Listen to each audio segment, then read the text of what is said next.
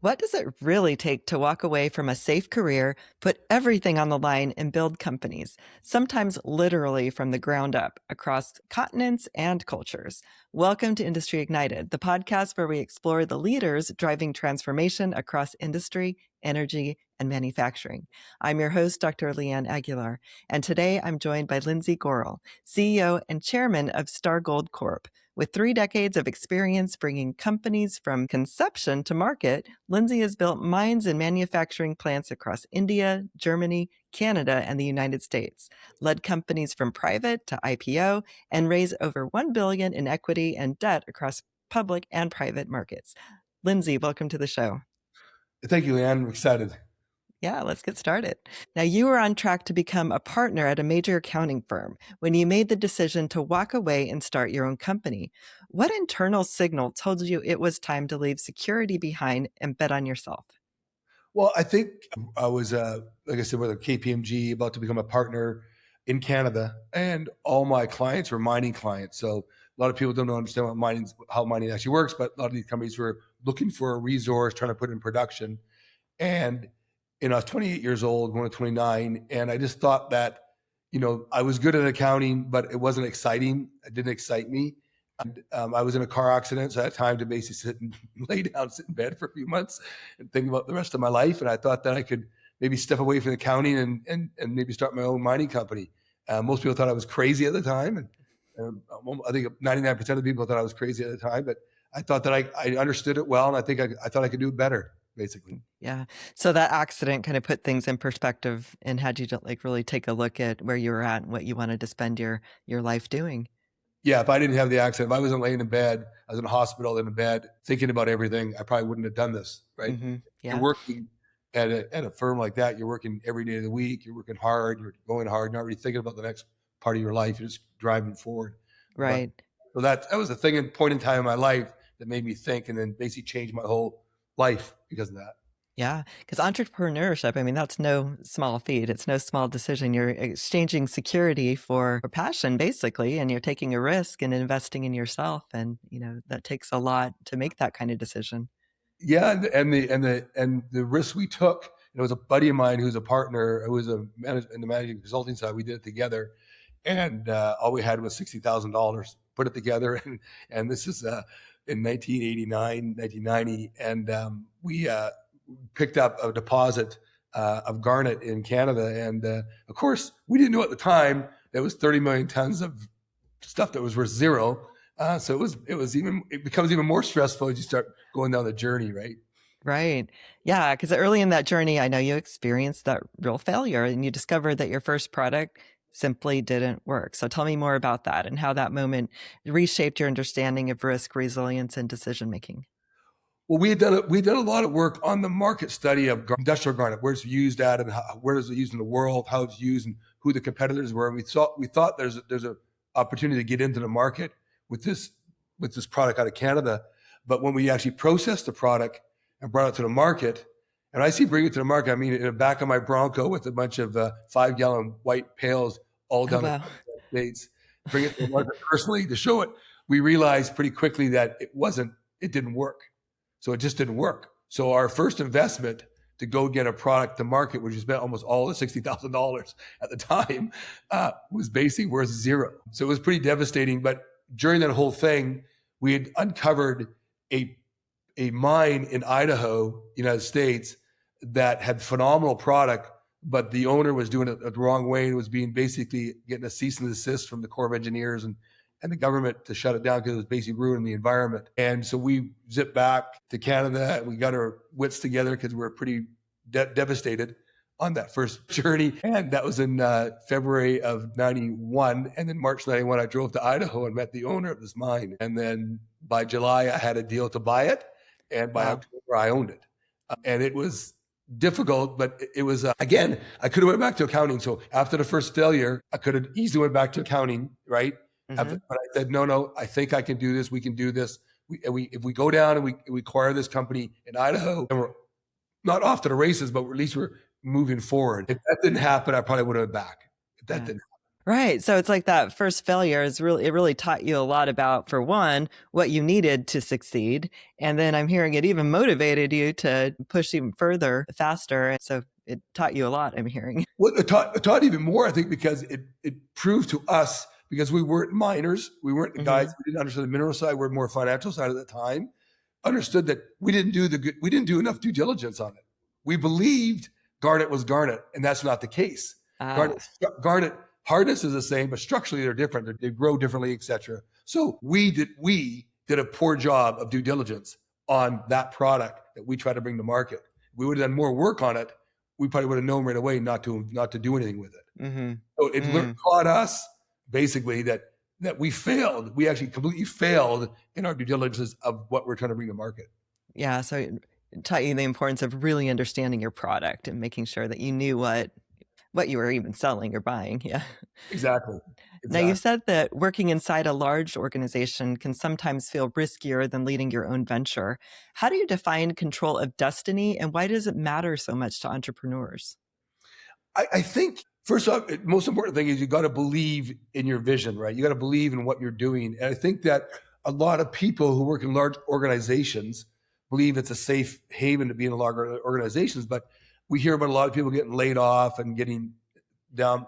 If you have your own company, again, not all succeed obviously because it is difficult to grow, but if you have a clear vision and you can build a team around you that is that are really good, I think you're a lot safer driving your own business than in a large organization for yourself. First on your growth and Yeah, also on your opportunities. yeah, yeah, exactly. I mean, it gives you freedom, I think, too, to explore and to um, explore different directions and guide your destiny. I think you have to have the drive to basically work every day of the week because whether you're actually working or not, mentally you're always working. When it's your own company and your own drive and there's risks, etc., and you're trying to build something, you lay at night thinking about things. I have a notepad by my bed since I was 30, making notes about stuff. I wake up at 2 a.m, and I Yeah. think that's part of it, right? And I think everybody has it in them, but I think a lot of people have a lot of good ideas, but they don't want to take that step because of the risk, right? Uh-huh. The And I think fear. Yeah. if you do your proper due diligence and you believe in yourself and you can see a clear path, it might not be the smoothest road as you grow, but you should do it, right? You should Yeah. do it. You believe in it. Right. Yeah. Well, because I mean, it's like that passion and that love and that, I mean, people talk about work-life balance, but I'm like, well, as an entrepreneur, and if it's something you really love, there's really not a separation, like you were saying. You'll be laying in bed thinking about it, and that's enjoyable. It's invigorating. It's like part of what makes your life fulfilling. Yeah, exactly. And work-life balance it can be there because I mean, I coached hockey, I coached soccer, I did all that kind of stuff with my kids while I was building my company because for me it was important that because I worked so much that when I wasn't working, I made sure I had spent time with my family because I didn't want to I didn't go golfing all the time. I never golf because all my buddies golf, but if I had the time off, I want to spend it with my family. So I thought it was really important because the amount of time how much I traveled, how much I worked, and when I was home and I wasn't Yes. doing something, you had to make sure you spent time with your family because it's important to give that I don't know, help grow your kids basically. I don't know how you say it properly, but you know what I mean. Oh yeah. No, absolutely. I mean, you're investing in your kids and their future, and yeah, I think yeah. you have to do both, right? I think it's also good because by doing that, it also relieves your stress. When I went and did all that stuff on the side, on the personal side, it gave me time to, even though people think coaching is stressful. In my mind, coaching kids was not stressful because when I was doing that, I was thinking about that and not thinking about my business, and it gave me time for clarity. So Yeah, and that is true. I mean, because you need that rest and that time where you're not thinking about business to like refresh yourself and to gain clarity. You do need that break, yeah, and having 100%. those other activities create a natural space for that, I think. Yeah, you have to So have something to do that releases your mind around your business because your business is 24 hours a day in your head. So you have to do yeah, something to get out of that. And mine yeah, was always sports. Mine was either doing it myself or doing it with my kids. yeah. Well, and sports are great anyway. I mean, because it's like it's your body, mind, spirit. I mean, it's like you're exerting energy, and I mean, that just lets you like refresh yourself, I guess, in multiple ways. It's Yeah, just such I a still play ice hockey 3 or 4 times a week. uh-huh. So because that for me, that's the best outlet for physical and mental, because you're 100% focused on the game itself Yeah. and exercising that. Yeah. So it's just a good thing. It's a good release for sure. Yeah, a good way to, right, exert that energy and then reset. And then it just, right. Yeah. So you've built operations across multiple countries, including extended time in India. What was the biggest leadership lesson you learned about managing across cultures, hierarchies, and belief systems? I would say the most difficult of it all was in India. And so this is an interesting story. This is how I think, which is crazy. So I'm in Texas. I have my mind in Idaho's going well. I'm selling product in North America, Korea, Japan, into Europe, and now things are going well. The first couple of years was a hard struggle. It wasn't easy, but we got through it all. Won a couple of national awards for restoration, which is nice, right? We basically re-cleaned up the area. And I was in Texas. I was meeting a customer, and he said, I got some garnet from India, but it has this black stuff in it. So I brought it back to Idaho and did an analysis in my lab of what was in there. And there's something called ilmenite and zircon, which is basically one was a titanium mineral. So that was 95, I think 94, 95. And that was in April or something like that. And I called him back up and said, where'd you buy it from? And called the guy in Los Angeles who bought it from a guy from what was called Madras, India. It's now Chennai. Flew to India a month later. Never been there in my life. And went and looked at the property where it was coming from. And I said, I think I should own this. I think I should go do this. So that was in late 94. And my first plant opened in 96 in India. So it was 2 years. So, I mean, cultural. So think about India. Where I am in India, so I'm in the southern part of India, very rural. You've got caste systems. Mm-hmm. So, understand, caste is basically, and it's bad, right? You're a higher caste. A lower caste doesn't tell you, I mean, they're caste, right? So basic level of people is how is what it is, which is sad. And on top of that, you've got Christians, Hindu, and Muslims. So I've got 3 religions and a bunch of castes. And I have to basically mold that into an organization where we're all running together. Right.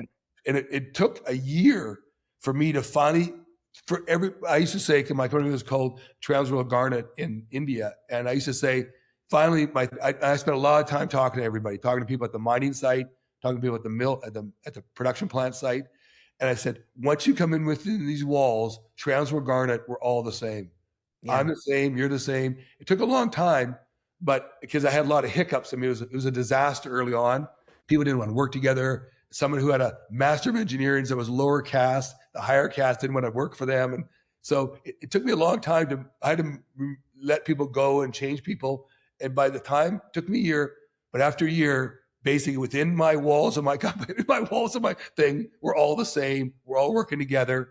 And I made sure all bonuses were based on the entire group working together. No single person could get a bonus unless everybody got the bonus. Right. So you really shifted from individual incentives to team-based rewards to overcome that internal friction.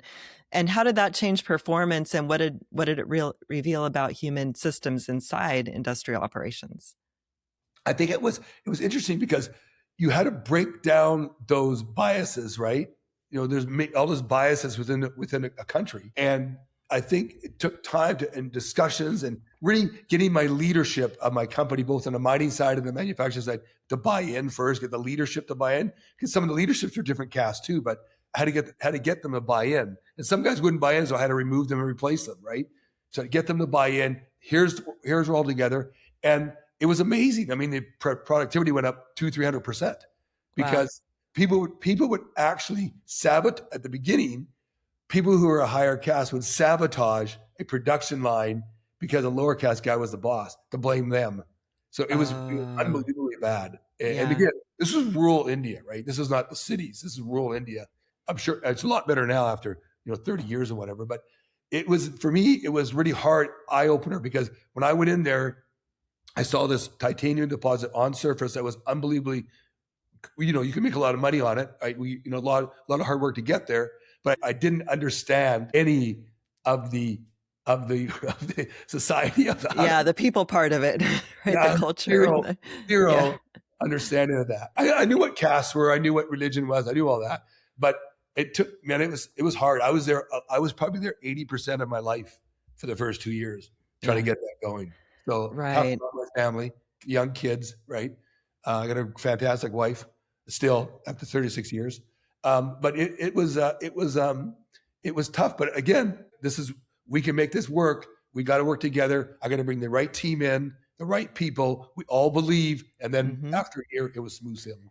So that total alignment, within the organization, and like you said, and just figuring out within that cultural and the variations of caste system, like how you could make it work. So I guess problem solving, and then ultimately trial and error to get it to work. People always go, "Why are you stressed?" I go, I spent 8 years in India building a company. That was stressful because culturally, it's really, think about it. It's like when people look at other countries in the world, you don't really understand how people think unless you're there, right? Right. And even though I saw this unbelievable deposit in 2 states, unbelievable deposits, these things, if they're sitting back home, we'd have these things going. And it was fantastic. But what I miscalculated was the cultural differences of the people that I'm hiring. And I miscalculated that majorly. Yeah. And then I had to just basically dive in and really work to try to get them to take my energy and my vision and try to get the leaders to believe in it, then the next level to believe in it, and the whole team to believe it. And then again, inside our walls, I used to say, we're all the same. Yeah. We're all the same. We're one group. We move forward together. Yeah. So, at a team level. I like that. Yeah. Now, you've raised capital in vastly different environments and market cycles. What separates founders who successfully raise capital from those who struggle, even with strong assets? I think that it's when you're going to look for capital, right? I mean, the people you're looking for capital, who are trying to get capital from, hear from a lot of different people, right? They have a lot of different pitches of people trying to get them to fund their businesses. And I think, from the very beginning of my mine I bought in Idaho, again, remember I had a deal to buy the mine in July. I had to give them $2.5 million by October, and I had no money. So I had to bring all that information back and put together a proper plan to pitch to the investors. At the same time, I was negotiating with the government to redo the environmental damage, to reclean it up, to give me a permit to mine. And I think that really taught me how to basically put together the right package. And it's all about, I think an investor looks at 2 things. They look at what they're invested in, the business itself, and then the people who are running the business. And if you can show them that you have the knowledge of the business, and this is the business, and there's a growth pattern, and why this will work, and here are the pitfalls, but we can get through them. At the same time, myself and the team around me, we can get this done, and why. I think that's important. So I think it's important that it's not always just the entrepreneur; it's the entrepreneur attracting the right team members. Right. And I'm a major team guy, team members to prove to the investor that we will be successful. Yeah. Well, and it's not easy. Right. And I get that, though, because it's the team members who are actually doing the work and producing the outcomes for the investors. So I think that team does make a huge difference, knowing that there's the experience, the expertise, and the capabilities within that team. And I think the team's so important because the team has to be 2 pieces.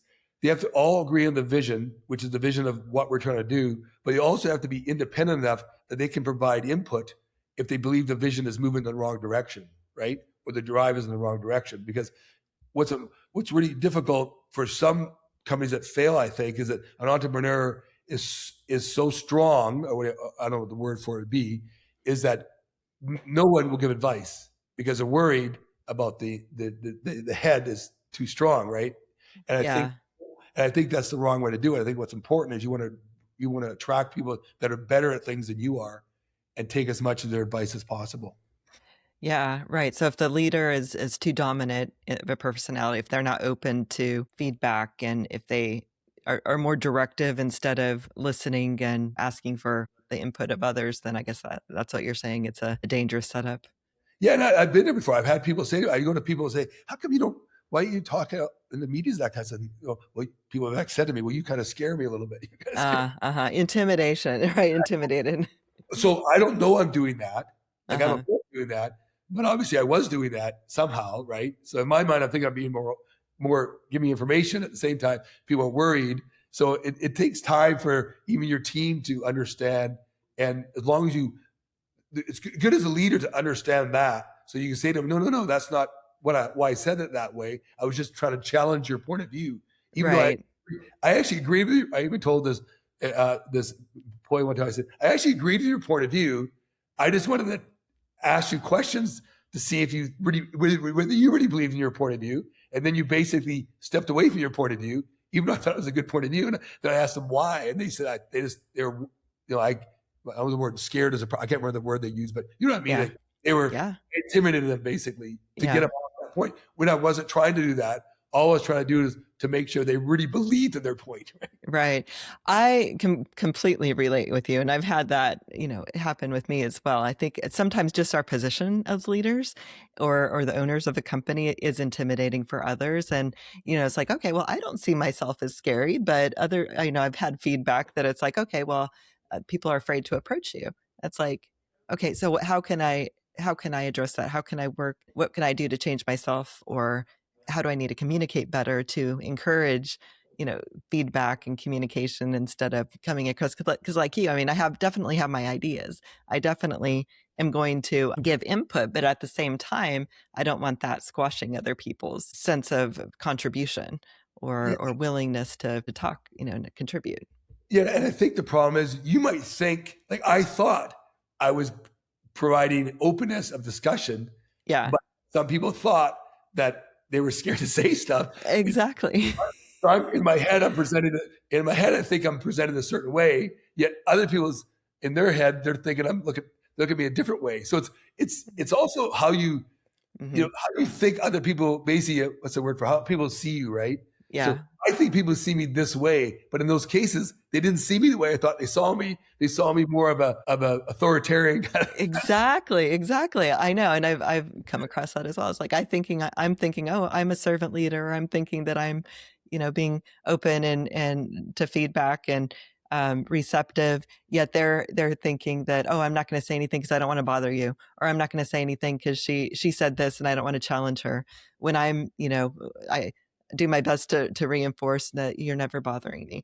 Please come to me, talk to me. I'm here. And, I might tell you my experience and challenge you, like you said, because I do have a different experience set. However, I do want to know your thoughts and your experience and your feelings. And, so yeah, it's interesting.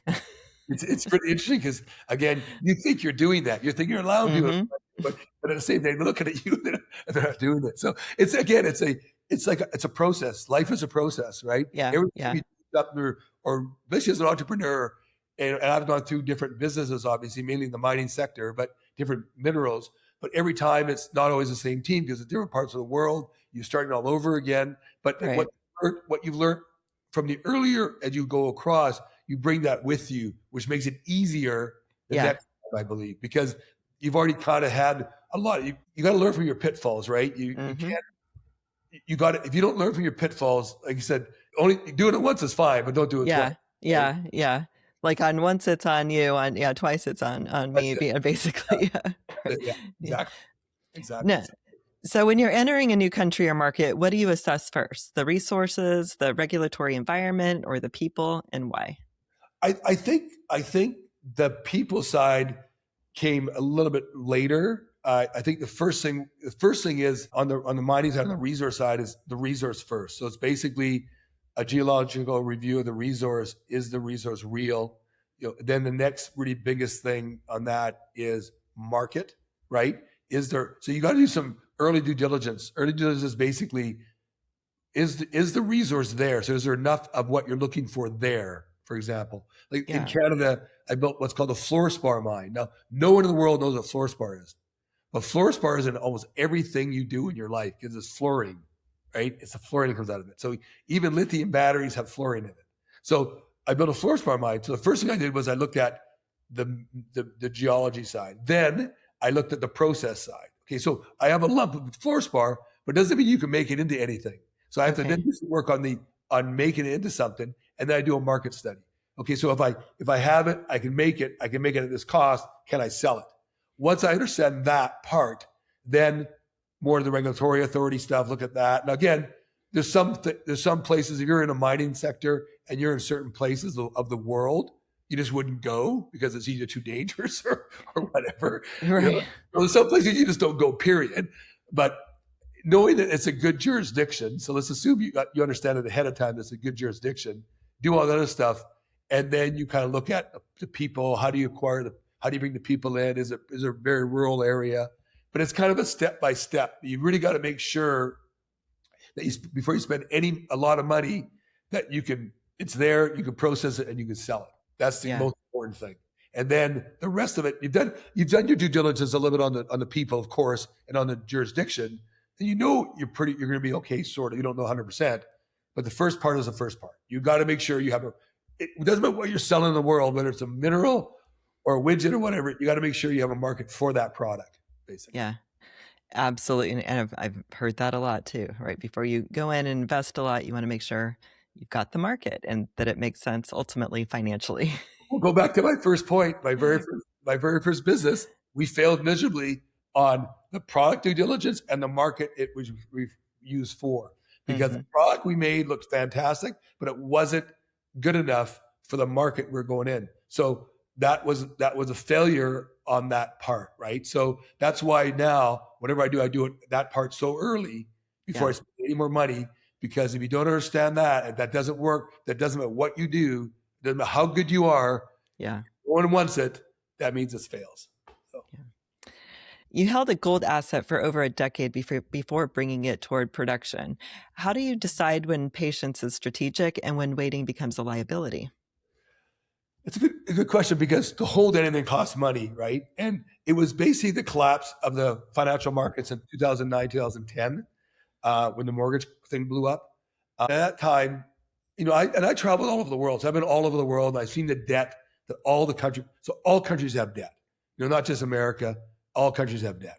And in 2010, I saw the collapse of the financial crisis there. And I said, there's got to be some value in holding gold and silver. And I own gold and silver, but because I've built mines, I said, why don't I try to find a deposit that I could put into production? And so in 2012, around 2011, 12, 13, we looked for the property that we believe we could put in production. That was the one we found in Nevada called Longstreet, that I've put into my company called Star Gold Corp. So again, go back to my first synopsis. We did the work. Once I owned the property, I did the work on the geology. So I proved that there's enough gold and silver there that I can produce. I did the work on the met work to make sure I can produce it. So good. So now I know I got the resource, I can produce it. And my belief was gold and silver prices were going to go up in that period of time. Well, they never did, right? So every year, as I moved through the track of owning this property, I mentally said, me and my two partners in it, talked every year, we had to spend money every year to hold in good standing. And it cost a lot of money. And, every year you're writing a check, and it's worse than gambling. You may never get back. It's either zero or something. There's no percentages. You either write the check and you don't go to production, you get zero back, right? So we believe, based on the world economy, what's going on, gold and silver has to go up. It has to go up, just because of excess. People want to hold some value in something other than a paper currency, which is what a Bitcoin is too, right? Yeah. So people are buying Bitcoins, not because they understand Bitcoin, but they want something else than a paper currency, which is what gold and silver is. So every year we did that. And now obviously it's luck, right? In some respects, we did know that gold and silver would go up, but now all of a sudden gold and silver is driven up quite high. And this makes this property that I own in Nevada very, very lucrative. Right. But again, it's going to be, when I go into production, it'll be, people say that's an overnight success that took me 14 years to get there. And that's usually how overnight successes are, I think, from what I've learned. And it's really stressful, because you're spending money. You may never get it back. That's why I go to Vegas 4 times a year to watch hockey down there. And I never gamble, because my life has always been a gamble. My business is a gamble. Because you got to believe in yourself. So what we did there, we knew we had an asset that had very huge value as long as gold and silver prices went up. And I just wanted gold to go to $2,500 an ounce. At over 4,000 an ounce, it's more than valuable. It's ultra valuable now, kind of thing. Yeah. So now it's laser. So all the work we did in the past through the geology, metallurgical, and then we did all the environmental studies, cultural studies to make sure there's nothing there. So we did all the studies that now allows us to move forward to permit. Right. Yeah. So you're just waiting for that timing. And you, like you said, you took that huge risk, huge gamble, and now it's paying off. Yeah, Yeah. exactly. So it's pretty exciting. It's really exciting now. Like I can't believe gold's over 4,000. I know. It's super exciting. Yes. Yeah. Commodity businesses are highly exposed to forces outside a leader's control. How do you build conviction and discipline when markets, governments, and public sentiment are constantly shifting? I'm going to go back. So let's go, because every mineral is different, right? You've got things like copper, nickel, gold, silver have a price set that's on the market, right? That's one side of the mining business. And the other side is basically oblique, I guess, because fluorspar, titanium, garnet, those are deals on contract with an actual customer. So there's no global price for those type of commodities, right? So you have two different types of commodities. One that has a price globally that's traded as a price. Mm-hmm. So that again fluctuates greatly and you have no control over it. And the other side is commodity industrial minerals, which is basically market driven. So both of them have very movement of price. I would say that on the opaque one, that's more a market demand driven one. So I think that in the industrial mineral side, I'm negotiating with like a DuPont or Honeywell on a contract. So I'm negotiating on a long-term contract. Now they're taking a risk and I'm taking a risk that prices don't go up or down, but at the price we set it at, we both know we can make money. So we have a contract and we said, and I've written contracts where a month later, I waited a month, I would have got more money, but I don't break the contract because I have a long-term customer. I'm going to supply them. I'm still making money and that side. On the other side, when it comes to gold, silver, things like that, even though there's demand for things like that you have less control over that side of the market than right. You have over the I call the opaque industrial mineral market. Because that's actually an actual user that needs your product to make a product. Mm-hmm. Got it. Yeah. So your question was, how do you get around all that?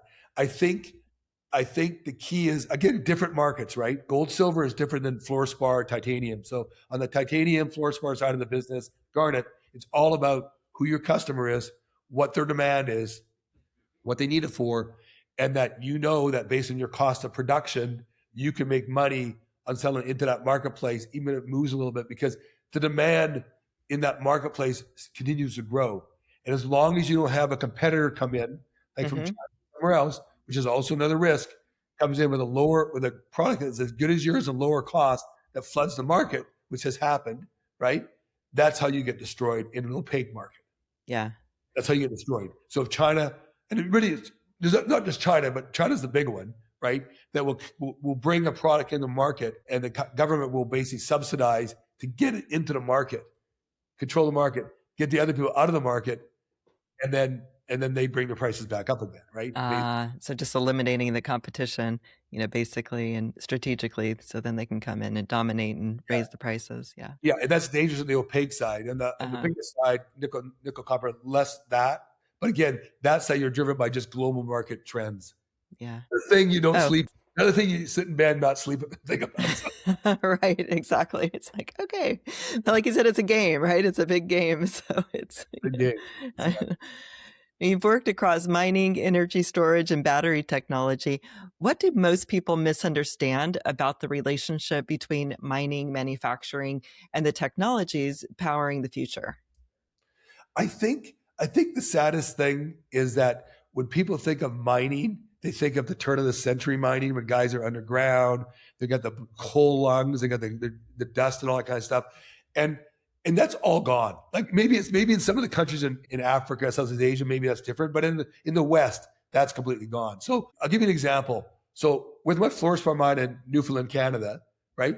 I have digging up the rock and all that kind of stuff. And I have basically it's almost like a wrap around my entire property. The amount of dirty water that flows off my property has less dirt in it than what you would have hosing your driveway off during the winter, right? Really? The things that we come under scrutiny is so difficult, and that's why it's difficult to bring a mine in production. So the environmental controls over a mine in the West is so strong. So that's why it makes it harder for you to go into production, of course. But once you go into production, environmentally, you're not hurting anything anymore, really. And I think the difficult thing in today's world is people still think about the turn of the century, the super funds, the dumping, and that doesn't happen anymore. It doesn't anymore. And that's the biggest hurdle to when you talk to just people that don't know mining, because no one knows what mining is really. Yeah. Well, that's interesting. So what about like copper mining? Because I mean, I'm from Arizona and we had copper mines, all over, and they were these huge pits in the ground, right? So, I mean, have processes changed like across, all metals? Well, I think if you have an open pit copper mine, that's an open pit, right? That's what it is. So when the mine closes, I guess a lot of times you end up with a lake, right? And houses. Yeah, a big pit and a lake at the bottom. When the mine closes, you basically fill the pit up. You have a lake with a bunch of houses around it, right? Let me go back to what I said. You're still digging something out of the ground, so it's still going to be, if it's not underground, there'll be a hole, right? A hole if the deposit's big, it's bigger. When the mine, so that maybe people don't like that side of it. But when the mining's going on, there's nothing environmentally or safety damage going on at the time, like air quality, stuff like that. But if there's copper and it's an open pit, that's a big pit, right? It's a big pit. There are big pits everywhere. At the end of the day, usually when it closes, now it becomes a lake with houses. Usually, that's usually what happens. But I think what people don't understand is that your entire life you need metal, right? Everything you do in your world, you need metals, and it comes from the ground. And so people are against mining, say, in the West. But if you don't do it in the West properly, and you let it down in, say, I'm using Africa because Africa has probably the worst environmental safety mines in the world that a lot of the Chinese companies are invested in, right? So would you rather have that? So it's catch-22, right? What do? We need the metal to run the world. We need the metal somehow. Yeah. Whether it's industrial minerals or metals or whatever, it's got to come from somewhere. Would you rather it come from somewhere that's done properly or somewhere that's not done properly? Absolutely. Die. So it's, again, not everybody will say mining's good. I understand that. I think it has the most negative connotations out of probably any type of industry just because of the history of mining, right?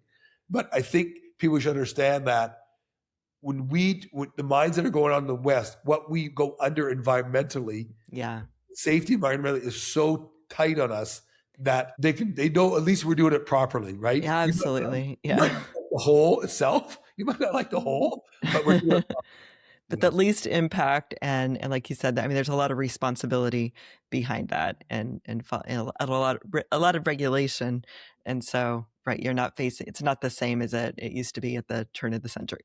And that's why a lot of the large mining companies in the world that are not based in America are mining in other countries, because they don't want to mine it in the West because they don't have to go under those extrinsic environmental and safety regulations, which is bad. So if you ever Google, there's deaths in mining all the time. Not in the West, like maybe once some weird thing happens, but in different parts of the world because there's no environmental or safety standards. Right. And so I'm a big believer on if you're having global markets, the entire global market should be under one system of. It'll probably never happen.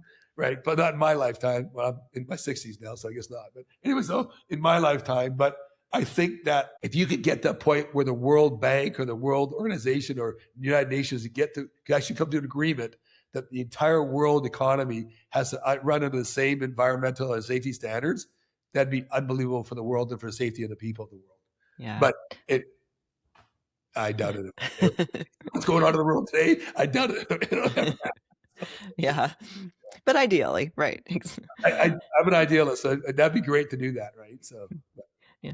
Now, you've faced extreme situations from geopolitical instability to life-threatening moments in the field. How do these experiences permanently change the way you assess risk as a leader? Now, you've told me some stories, and I understand that you've gone through a lot.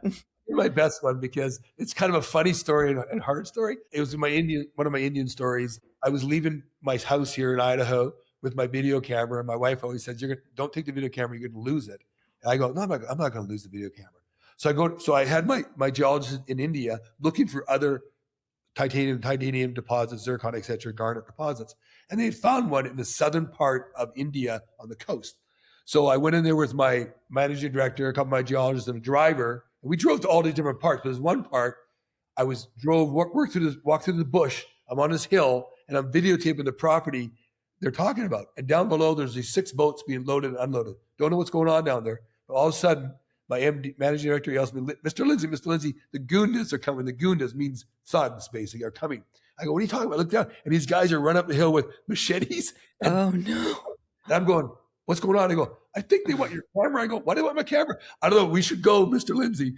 So we start running through this shrub, and I'm trying to get, the old cameras that have the thing opens like this? And I'm thinking, I'm going to get the tape out and put it down my pants. I want my tape because I've been traveling around India videotaping this property.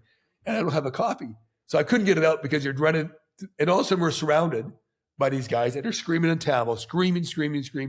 And they keep saying to me, you got to give me your camera. And my head's going, if I give my camera, my wife's going to be pissed at me.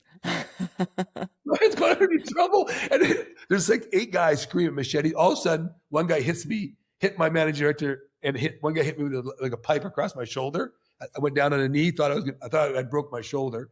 And I go, okay, so I gave my camera. First thing I did was open it up to see if the tape was in there. Thank God I didn't put it down my pants. Then more yelling and screaming. A couple more hit a couple of our geologists, took him out, hit him pretty hard, and then he left. And I go, what was that? They go, that was the Tamil Tigers. We either videotaped them unloading and loading guns or drugs. Oh, no. And the only reason we're not dead is because you, Mr. Lindsay, were here. If you weren't here, if we're all Indians, they would have killed us all.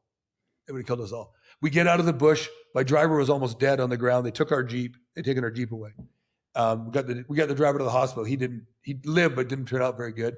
I got home. I told my wife I lost the camera. I didn't tell her that story for 6 years. Wow. I wanted to go back to India. Yeah, right. Exactly. I just didn't go to that part of it. That was a comedy and also a thriller kind of part. But there's been a lot of weird spots. I was in Sri Lanka. Same with the Tamil Tigers. I was meeting the finance minister.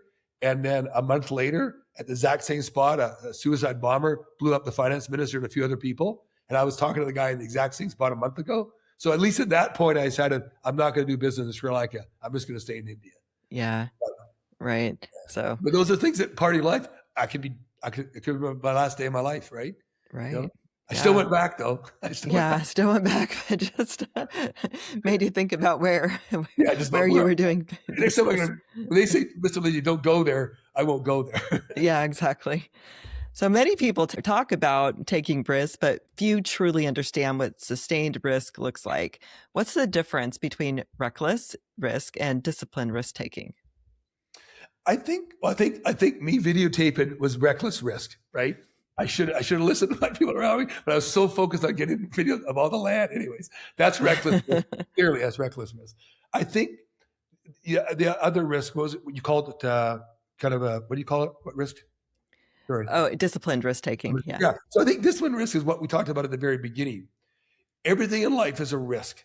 Whatever you do is a risk, right? And whatever you do, you can always go back and change it, hopefully, but whatever you do affects what you're going to do next. So I think disciplined risk is all about understanding in what road you're moving down and what path you're moving down, how you're going to get there. And then understanding that that's the wrong road or you're off a little bit to basically revamp that plan and go this way.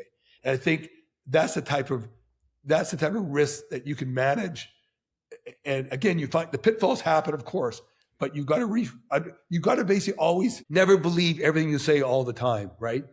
You're not always right. The people around you have ideas. Make a decision. Understand as quickly as you can when you made the wrong decision. Hopefully, if you make it too late, then obviously that's a big problem. And make the decision and come back and revamp that. And that's more of what you call your kind of your organized or your dependent risk or whatever. Yeah, right. So it's realigning, learning from your mistakes, and being educated about, something before you go into it, and then constantly adjusting and then not repeating the same mistakes twice.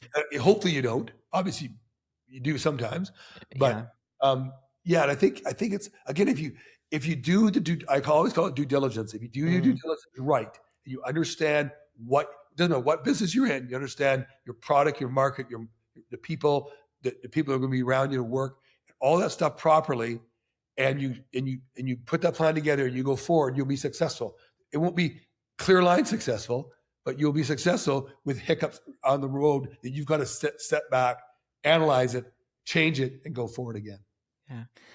You've said belief in oneself is essential, but so is not overextending. How should founders balance ambition with financial and operational restraint?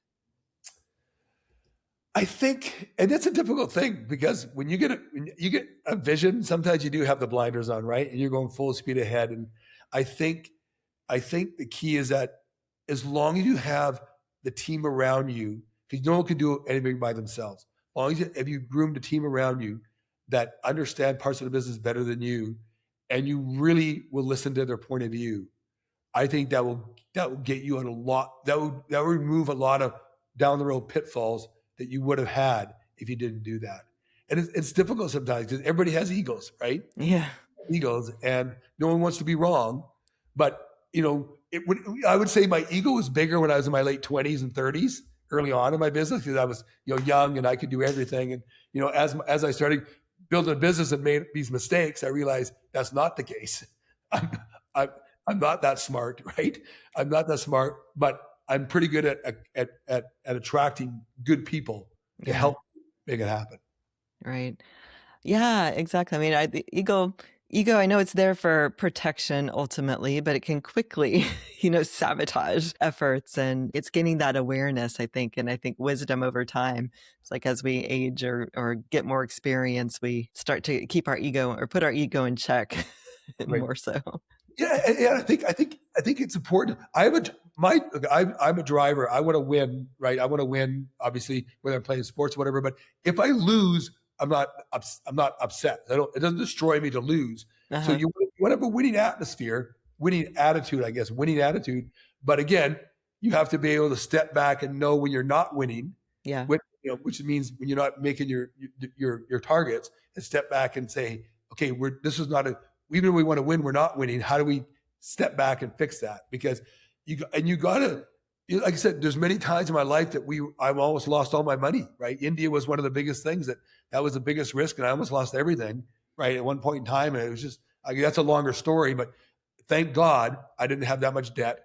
And thank God I worked hard. I basically left my home. I didn't see my kids for 6 months. I just focused on getting this business running. But that was a risk. That was a personal risk I took with my wife. Talked to her, said, if I don't go do this, we're losing everything, right? And I got to go do this. And some people maybe would just fall on that, to say we're done, we're gone, right? We're going to close her down. But I knew we could get it going, and we did. 6 months later, things are going great, and that. But again, I said I'm going to go back. I'm going to spend 6 months full time, figure this thing out, get this thing going. I believe in this. People around me believed in it. My wife believed in it, obviously, and she was a big part of this because she didn't believe in it. It'd be difficult to take off for 6 months. Yeah. So it's good to have not just people around you in business that support you, but having people in your personal life support you too is a huge benefit of how you become something, right? Really. Yeah. Well, yeah, because there's a level of sacrifice that's involved, especially, I mean, you had to sacrifice family life for those 6 months. So having that support, I think, is vital. Yeah, crucial. Yeah. And I said, look, here's the thing. I think I get this returned over in 6 months. If I don't do it, if I don't go now, we're gonna go bankrupt. If I'm not successful in 6 months, we're bankrupt. Yeah. Trust me, I think I could get this done. And again, that's another whole, that's a business model story. I can tell you, that'll take me 3 hours. But anyway, but again, having support in the personal life, having people around me in the business life that help me do that. It took a company that was going bankrupt to a lucrative company, basically. Yeah, right. So.